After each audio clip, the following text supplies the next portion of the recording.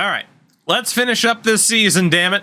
Enjoy the last of Philip Forsberg and Ryan McDonough. At least if we can actually buy them out. We don't even know if we can yet. I presume that we can. Because obviously IRL, the Matt Duchene buyout, I can't factor into this at all. So. And we will hope that we don't lose our first round pick. Because that is very much at risk. And that first round pick could be very, very good for us. Obviously. I'm pretty sure we... And Zach LaRue gets hurt. We had 2 shutouts in the past 3 games.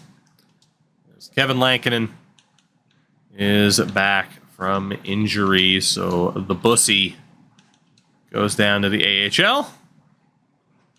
He wouldn't have played unless unless Saros was taken out of the lineup. Because again, we haven't been worried about auto-rotating. Anton Olsen, at this point, fuck it, best lines for the AHL.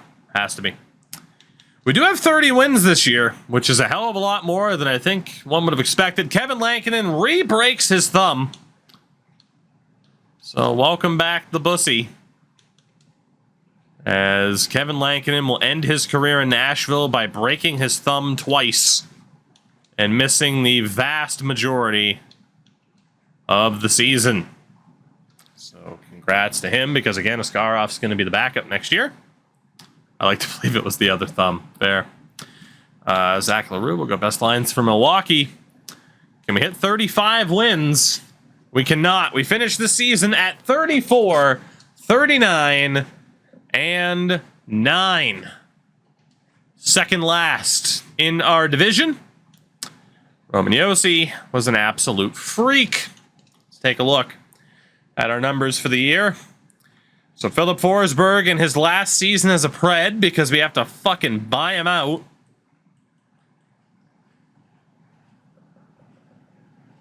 That buyout, by the way.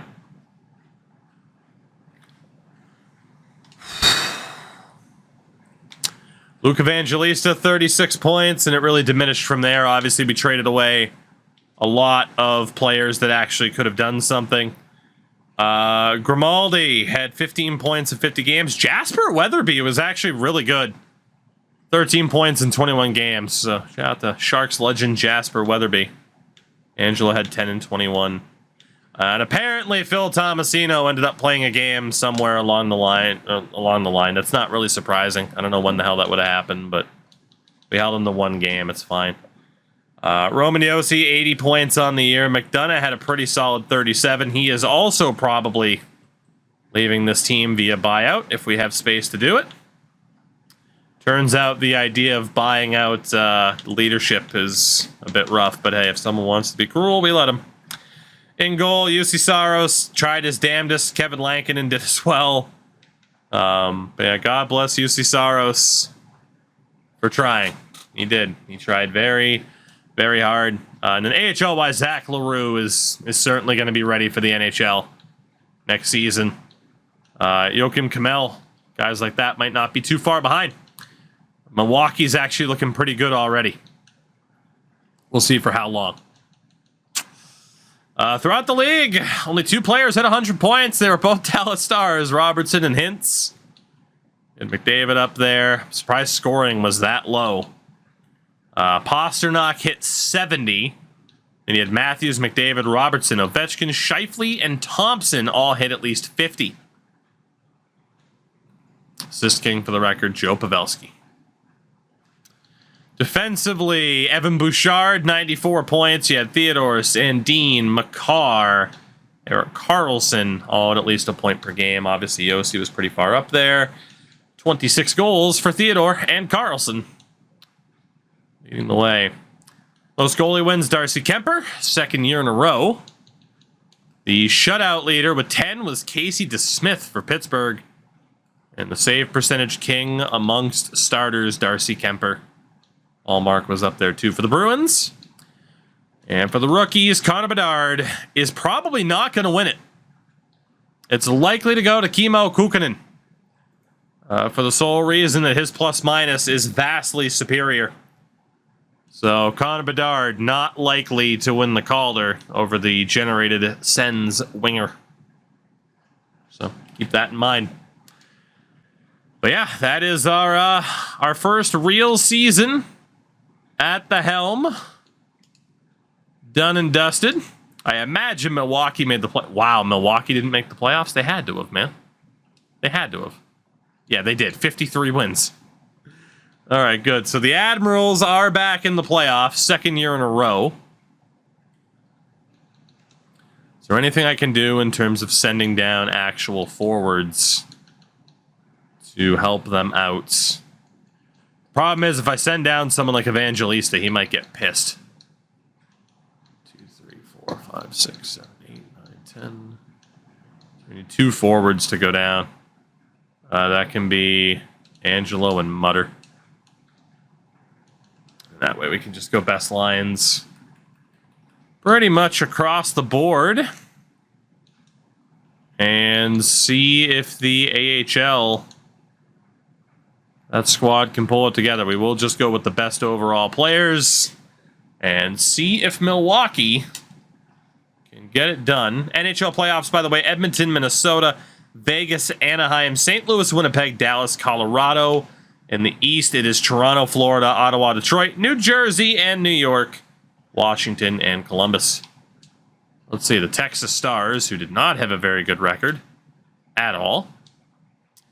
2-0, 3-0. They do not get the sweep, nor the gentleman's sweep, but they do win the series in 6. All right, so the Admirals. Moving on, this might be the only bit of hardware we get. It is a rematch of last season's first round matchup against Rockford, who apparently just have our damn number, man. Yep, we're down 3-0. We avoid the sweep. Avoid the gentleman's sweep.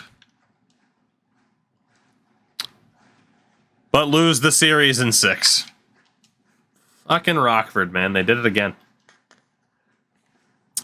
Our season is done on all fronts.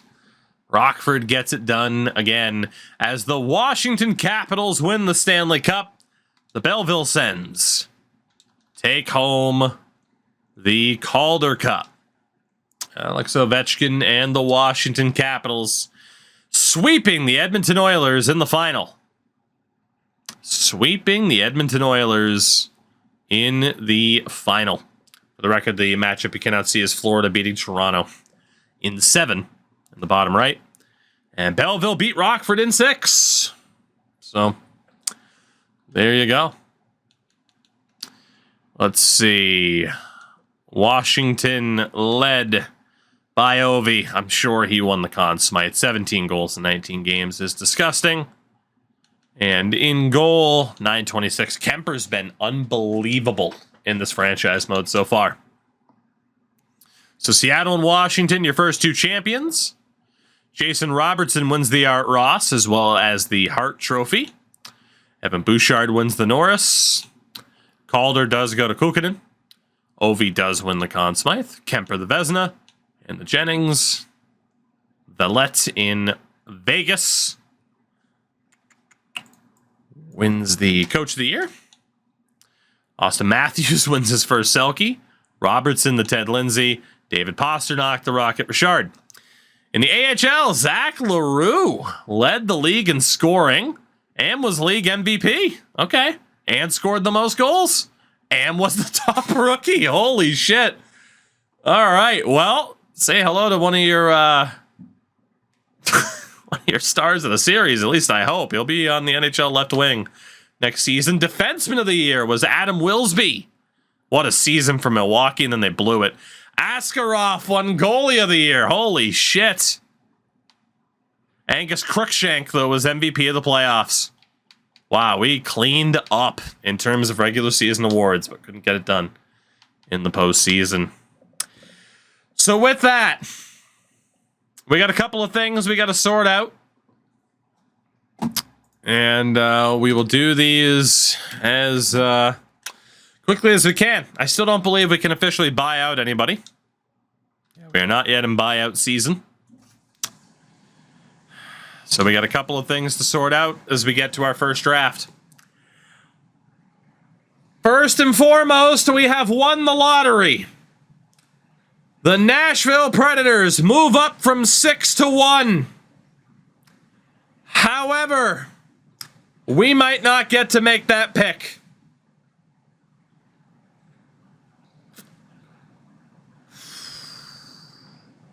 We might not get to make that pick. At the moment, we have the #1 overall selection, but we don't know if it'll hold. In terms of player retirement, Ryan McDonagh retired. Yes! I don't have to buy out the contract. Suck it. Oh, you wasted your channel points. Suck it. We don't have to buy out Ryan McDonagh anymore. We're off the hook. Oh, baby. Okay.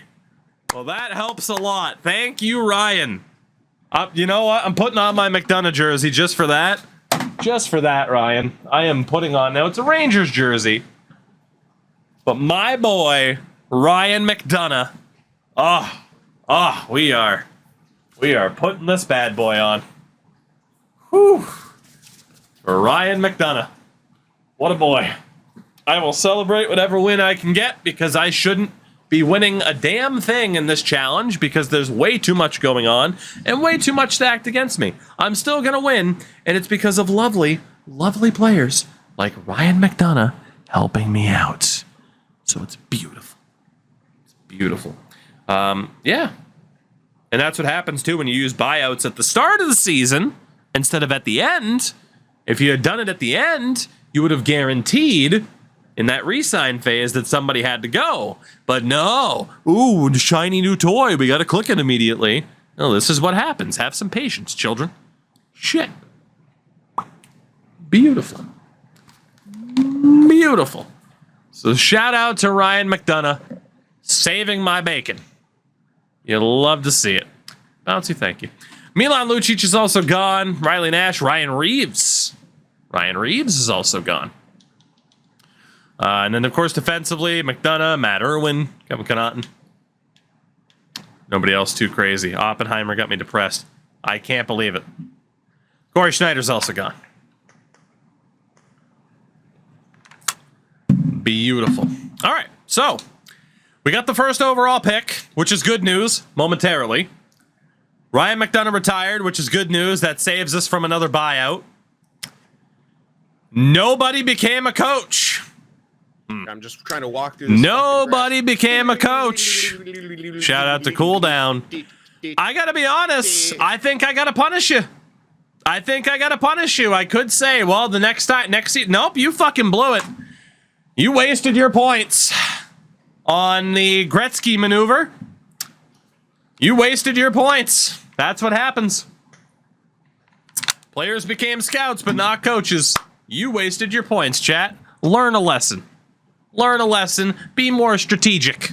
Because sometimes, like two of you just did, you fucking wasted your points, idiots. Anyway. So we still have two things to do, which is going to be tragic, potentially. First and foremost, I do not believe that I am allowed to buy out Philip Forsberg until the re-sign phase. Indeed, that is true. So, the big question will be whether or not we actually get to make this first overall pick. Because I don't know if we're keeping it. I might lose it based on failing our goal for the season. 2, 3, 4, 5, 6, 7, 8 picks by design. We are allowed a maximum of 7 per draft, with no more than 2 picks in the same round. So, this will not count as the trade up or trade down, depending on what happens. So it comes down to this wheel spin of the first, 1 of the 2 seconds, 1 of the 2 thirds, a 4th, a 5th, or a 7th. That is what it comes down to. So again, it is 1, 2, 2, 3, 3, 4, 5, 7. Here we go. This would certainly suck if I'm about to lose a first overall pick, but if I am, so be it. Let it ride. It's a 4th. The first overall pick belongs to the Nashville Predators. So we will lose our 4th overall pick. Again, I will just do pick a number between 1 and 31 to see what team ends up getting that pick. Team number 8. So 1, 2, 3, 4, 5, 6, 7, and 8. With Colorado doing the swap as Free Fallin' selects blind pick. Interesting.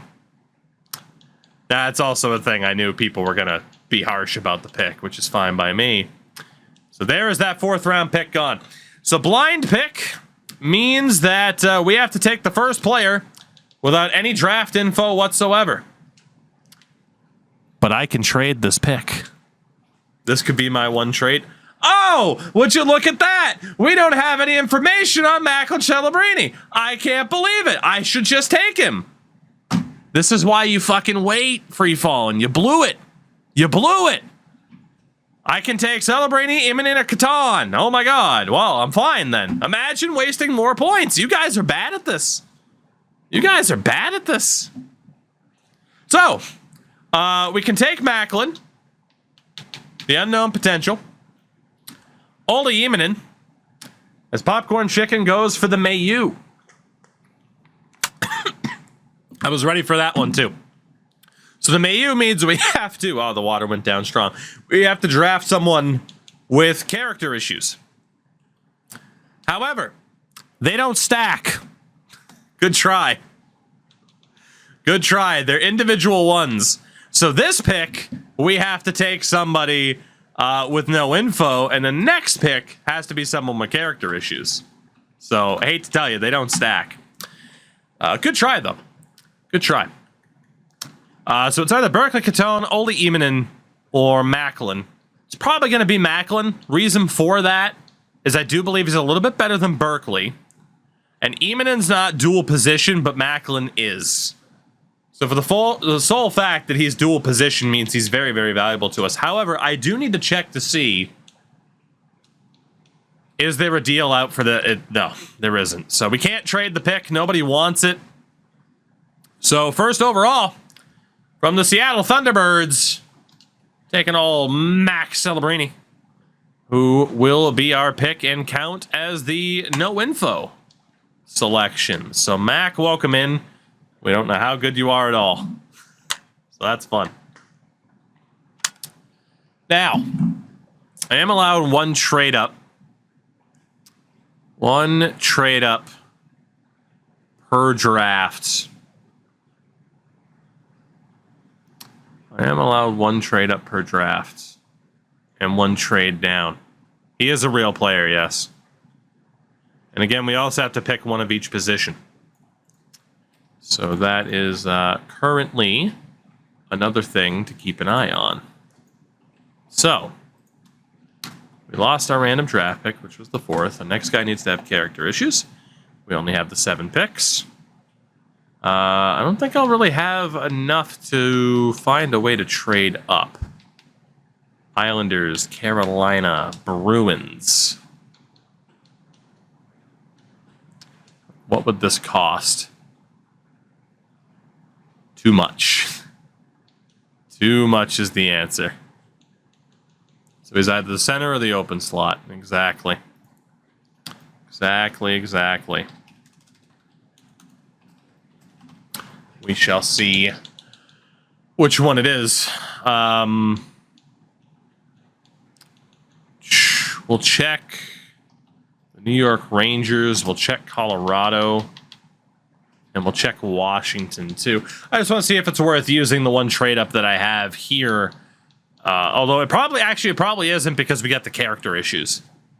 So, we're going to have a little bit of time. Oh, we're allowed to have 2 first-round picks.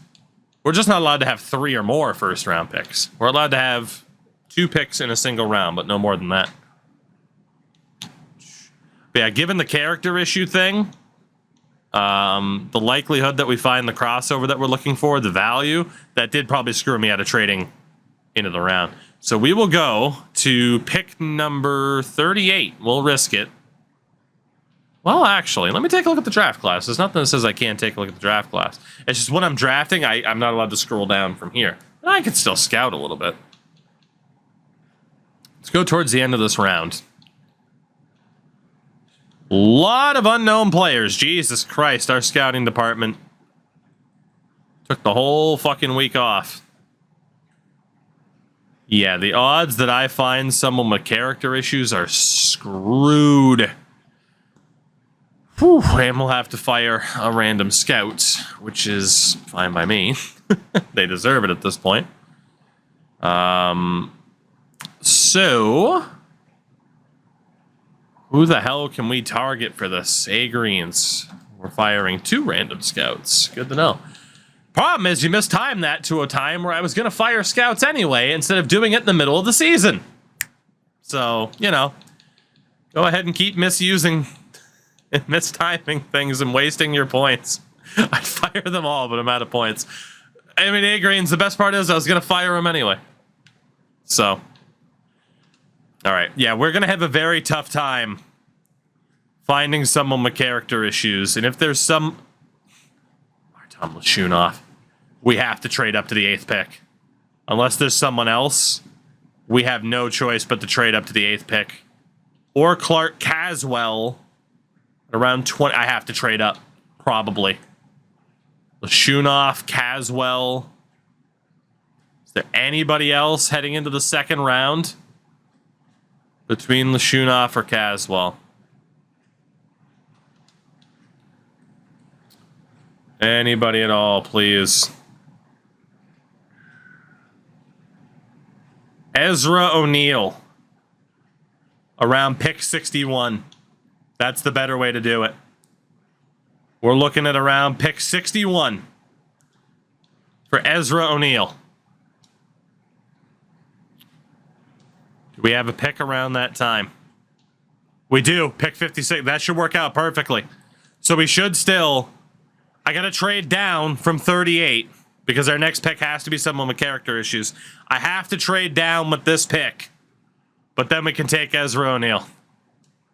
So yeah, that 38th pick has to go somehow, some way. But that pick has to go. Okay, so this will be our 1 trade down, which is fine. I mean, Strome in a 5th. Killorn in the 4th, not allowed to do that one. Not allowed to do that one either. A 2nd and a 3rd would be pretty nice. But not allowed to get more than 1 pick back in a deal. Which is starting to become painful. I mean, even if it's like Lars Eller in a 4th at this point. I do love me some Jamie Alexiak.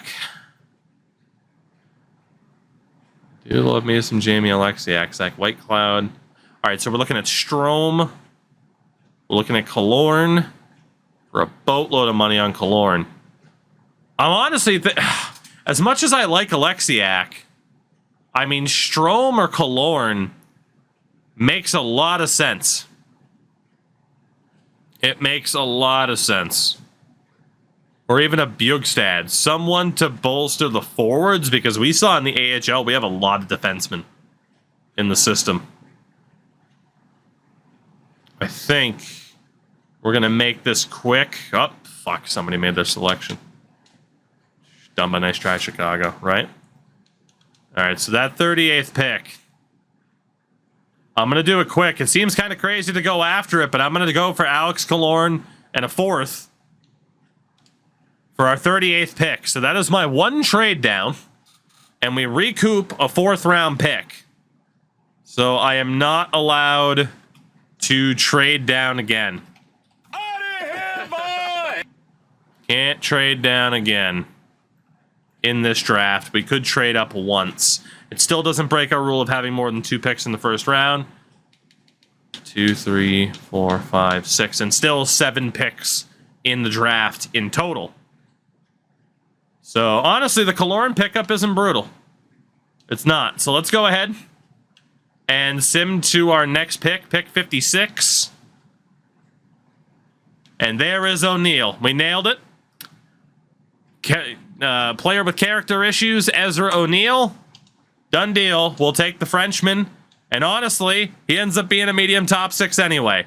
So in theory, we might have missed out on some other players who could have been really freaking good it's tough to tell because our scouts never did their goddamn jobs. But honestly, again, it feels like at least on paper we navigated that pretty well. And obviously we'll take a look back at the first round very, very soon. But yeah, we add in the right wing, O'Neill, who could be something about Ezra's and character issues, right? All right, so again, we can't trade down again. We could trade up. Should we choose Carter Yakemchuk? I mean, I can't guarantee that you're any decent. Sergei Punanovs, can't guarantee that you're any decent. Obviously, it's going to be pretty tough for us to know if someone's half decent because of how bad our scouts were. For the moment, I don't feel too tempted. Silas Young, the wrestler? I don't feel too tempted to trade up at this stage of the draft. I think we can just go to our 3rd round pick and be pretty happy about that. I don't know if there will be any kind of crazy depth to pop up later on. We'll tease again. Yeah. All right, we're good. We don't have to trade up right now. So the pick number 70. It is in the 3rd round. We have a center and a right wing. And again, I have to select from players right here. Or if I sort by scout rank. Not allowed to change it beyond that. Not allowed to scroll down. And we're not allowed to trade down. So it has to be players from this list. That's why we had to be very strategic with trading that 1st, 2nd round pick. It makes you think a lot more about the draft. So here I was thinking Emil Vinny, but if we go by scout rank, look who sneaks in. The medium starter goalie. He is 19. But Jace Donald, who, fun fact, also has character issues. I mean, it's him or Emil Vinny. Emil Vinny is a good leader. We're going to need some good leaders in the locker room. We're going to take the goalie. I seem to always end up with Vinny. But we're going to take Emil Vinny with this pick. We'll go for the goalie. Pick 89. Our only round, I believe, where we have 2 picks in the same round, right? If I'm not mistaken. Yeah. Also, the one thing I didn't do... There's no way Carson Barneson was medium starter. There's no way. Also, it's funny, we did not... The one thing we did forget to do at the end of the season was nominate the stud or dud of the season. Good thing is I'll still be able to look at the stats. So that's fine. That is fine. So we'll do that in a minute. Because we should still have everyone on the team so long as I don't trade anyone away here. I mean, we do have to decide if Stud contributes to AHL because holy shit, did Zach LaRue like outright be the stud of this entire franchise? From an NHL perspective, it would be, I mean, like him, Forsberg, Yossi, or Saros too. We still have time to do that. I just realized I'm on the wrong screen finally. Is there anybody that I can trade to nickel and dime for picks in the future? Is kind of my question. And I highly doubt it. Dude, if Barneson's actually a 75, that would be crazy.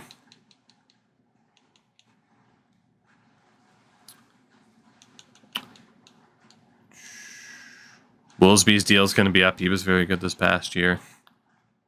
I could get like a 6th rounder from Fabro. Or for Fabro, but that's this year.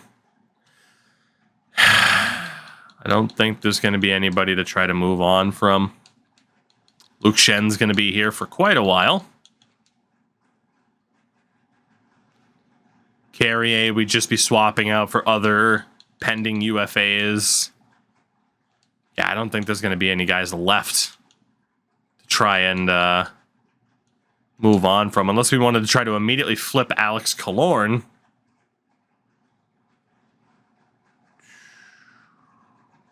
Swap him for John Beecher.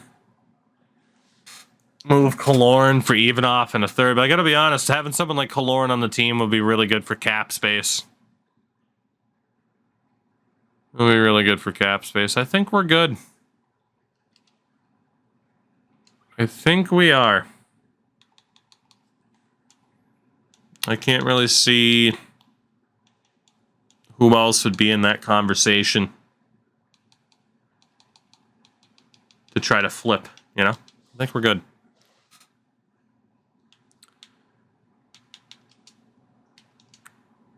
All right, so we'll be keeping this pick. Who's on the board? Well, it's not looking too good.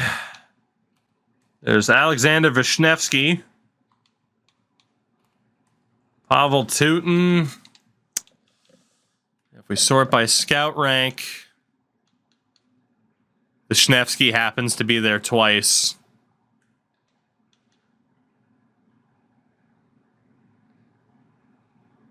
I can't really risk taking a center again, though. We need a left wing on our draft board, so we're going to go for Pavel Teutin in that left wing spot, just to hope for the best. Let's go to round number 4. Obviously, defense is going to start being a big need for us. We can't guarantee that we'll get anybody good. So we are going to take James Petrovsky. Chase, I do. Same username on YouTube. We're going to take Petrovsky, who can be, a lefty, a right D, or our open spot. And we'll hope he ends up being half decent. Round number 5. We have 2 picks left. This could be our open pick, or we could just take a defender. And instead, Zesty drops the first he big, meaning we have to take the biggest player left in this draft, which is defenseman Carter Ansems at 6'8", and that's actually perfect because he's also a defender, lefty, right D, which means our final pick will be an open pick. So, shout out to Zesty. He probably just did us a favor. Carter Ansems, welcome in. That brings us to round 7. Any position. Hello, Timofey Vorobyev. It's either Vorobyev or Kip Fisher. Kip did put up some points in the U.S., We're going to go for the American Kip Fisher as our final pick in what was, in my opinion, again, a fairly successful draft. I mean, given the circumstances, I think we did pretty good. We kept that first overall pick. We navigated really well to take O'Neill. Picked up Alex Killorn via trade. Not bad at all. Especially, yeah, given that our scouts didn't do much. Speaking of which, 2 random scouts need to be fired. So, we'll pick a number between 1 and 20. Number 1. Say goodbye to this guy. Fuck's sake. And between 1 and 19, number 10. So 2, 3, 4, 5, 6, 7, 8, 9, and 10 for show 10. So there are the 2 random scouts. We do get to the part of this that's going to hurt quite a bit. And that's the whole Philip Forsberg thing. But before that, we do have to look at the stats one more time from last season. As we have the stud and the dud of each season. So, for the stud of the season, It's the top player in each position that's added to the poll. The winner gets a chance to have an X Factor added. The worst player in each position also happens, and, well, they can end up getting dropped from the team. Now, in terms of worst player, though, I mean, like, Dante Fabro was clearly the worst defenseman that we had this season. You know? Easily. So he's very much going to be on the chopping block, right? And obviously, as I hit the wrong button, because I sorted by minimum of 5 games. Oh my god, I keep going too far. There we go. So obviously, if you're talking best goalie, I mean, I think it would be Askarov, right? In terms of stud of the season for goalies? Although you could argue stud should include top prospects. I agree. I think you could argue it should be UC Saros, given he put up good numbers behind a good team. Whereas Askarov was behind a very stacked AHL team. So there won't necessarily be a dud goalie. But I don't know. I feel like Saros should be the stud for goalies. Askarov did win goalie of the year, though. I don't know. We could go with Askarov. I don't hate that. Defensively, I mean, no doubt, again, best defenseman is Roman Josi. Easily. Award winner should automatically make the list. I don't hate that. You could also go for Adam Wilsby in the AHL, because he was insane. You could. So you could be talking about Josi or Wilsby. Dud defenseman is definitely Dante Fabro. And then for forwards, if you're talking stud, it's at the NHL level at least, it's Philip Forsberg. And him getting another random X Factor right now would be devastating because he's leaving anyway. But you also have Zach LaRue. I'm thinking for the stud, we are going to end up going with 3 guys from the AHL. Whereas in terms of dud, who the hell do you even go? Like, let's be honest, there's not a vote for dud. It's Dante Fabro, and I'm going to cut him. Like, the dud of the season, it's Dante Fabro, and he's not going to be brought back. That doesn't even need to go to a vote. But I think for stud,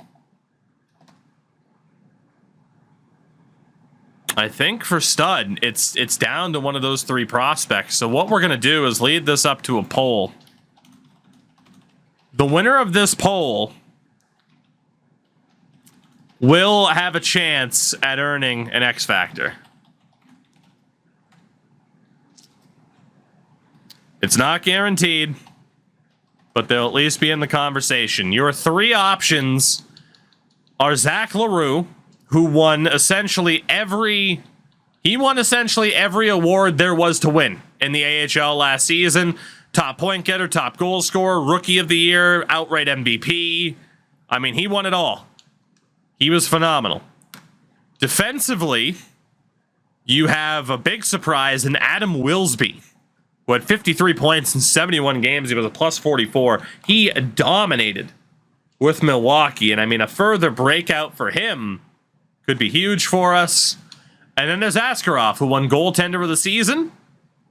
Obviously, he's already pretty good. Another X Factor could make him better.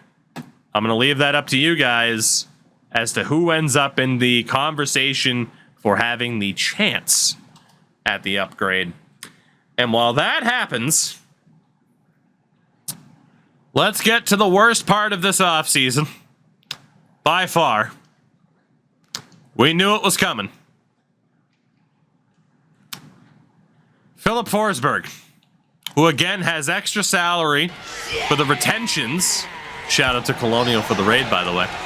has extra salary for the retentions that Nashville had in real life. Philip Forsberg is going to get bought out. It's saying it's going to cost $3.75 million against for 12 years. For 12 years. We will be without nearly $4 million.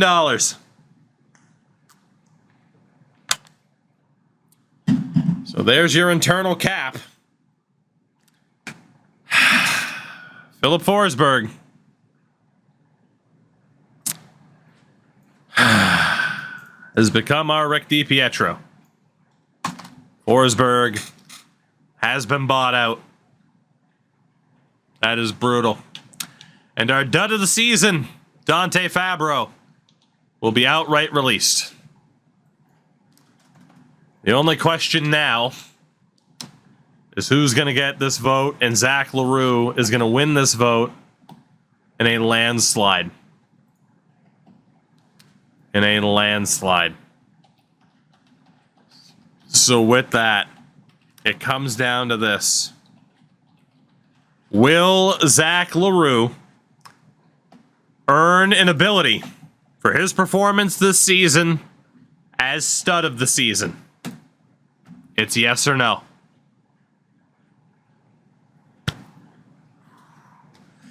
And the gods were on our side. Zach LaRue will be getting an upgrade. After dominating the AHL, Zach LaRue's looking good. And he will be getting an upgrade. The question, obviously, will come down to gold or silver. And we'll decide that in a second. Again, we said what? There were 38 abilities, right? I think it was 38. Was it 48? I don't fucking remember. God damn it. 2, 4, 5, 6, 7. It was 42. Thank you. I didn't want to count those through. All right. Number 39. So 42, 41, 40. He gets truculence as a grinder. Let's fucking go. Oh my God, he's going to be a wrecking machine. Now the question is gold or silver? And it comes down to this. And again, you can see it landed on 39. Here we go. Heads is gold. Tails is silver.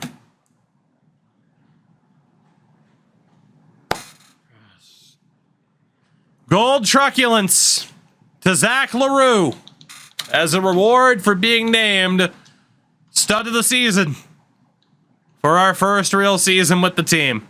It's going to be that much more heartbreaking when somehow, some way, you guys find a way to let me fucking get rid of him. So that'll be fun.